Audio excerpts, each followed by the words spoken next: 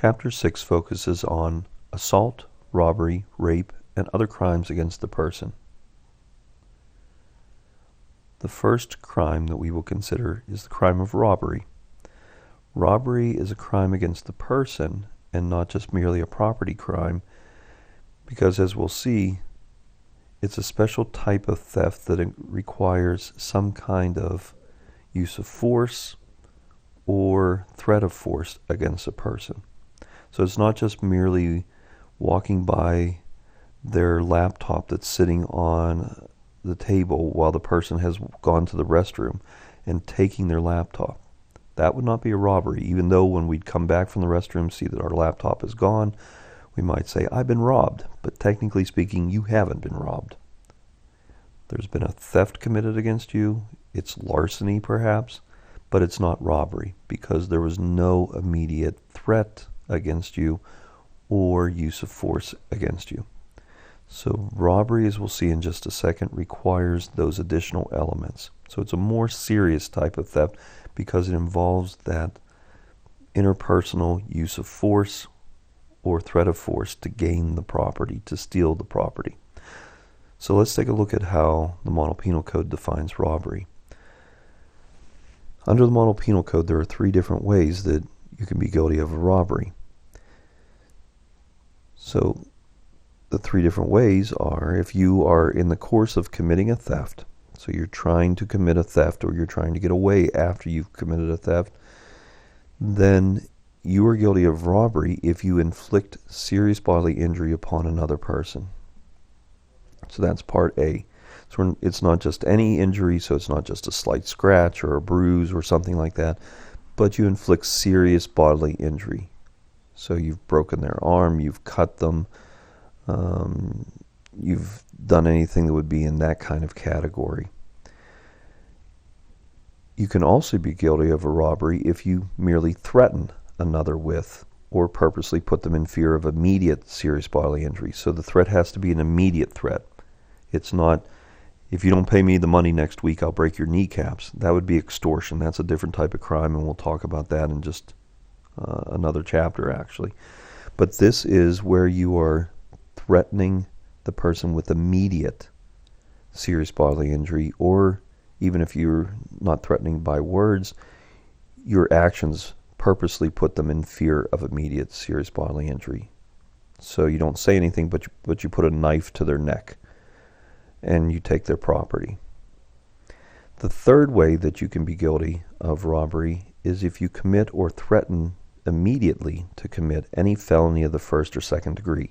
So if you threaten them with, let's say, arson, I'm going to burn down your house unless you give me your property.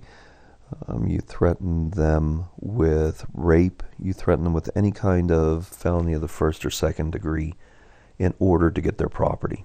So again, you can see why with these 3 definitions of robbery, why this is considered a personal crime, even though it's property and personal crime hybrid. We treat it more as a personal crime because the major component, it certainly is a theft, but the major component that distinguishes it from other thefts is some kind of force or threat of force against the person. The Model Penal Code says that the phrase in the course of committing a theft includes the attempted theft, the actual theft, or flight after the attempt or commission of the theft. So escaping afterwards if you were to use force to escape. Even if you didn't use force while you were taking the property from them, if you inflicted serious bodily injury upon them while you're escaping, then that can also be robbery, or you threaten them. Follow me and I'll kill you. That kind of thing. That would be robbery then. If you stole their property and inflicted actual serious bodily injury or threatened them. Robbery is a felony of the second degree, except when you attempt to kill someone or threaten you purposely inflict or attempt to inflict serious bodily injury. So if you don't just threaten, but you actually attempt to kill that person to get their property, or you purposely inflict or attempt to inflict serious bodily injury, then they raise it up to a first-degree felony. For the purposes of our test, you don't have to know the differences between the grading. Pennsylvania's robbery statute is very similar to the Model Penal Code. In fact, the first few provisions are basically the same for all intents and purposes. The only major difference is that in Pennsylvania, if you look at Part 5, in Pennsylvania, it's also a robbery if you physically take or remove property from the person of another by force, however slight.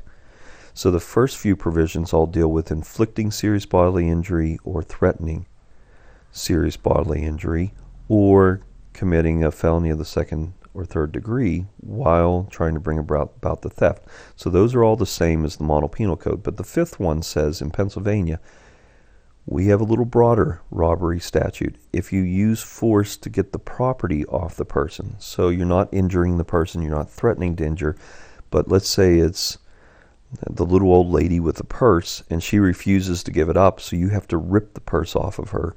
Even though you don't cause any injury to her, you don't threaten any injury to her, you don't commit any kind of other felony against her, the mere fact that you had to tug away the purse in Pennsylvania, that would be robbery. Under the Model Penal Code, it would not be.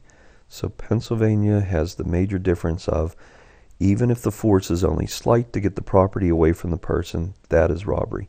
Now, the courts have said that doesn't apply to something that is really slight, like pickpocketing. So if you use a little bit of force to get that wallet out of the pocket, maybe the person doesn't even realize you're doing it, but you had to use, technically speaking, a little bit of force to get it out of their pocket. Otherwise, it would have stayed in their pocket. Pennsylvania does not consider that to be sufficient force to be robbery. But if you have to, again, tug at the property to get it away from the person, you have to push the person a little bit or some other way, or in some other way subdue them to get the property, then that would be considered robbery. So again, Pennsylvania is a little bit more expansive than the Model Penal Code. And again, it has the same definition in Pennsylvania of what it means to be in the course of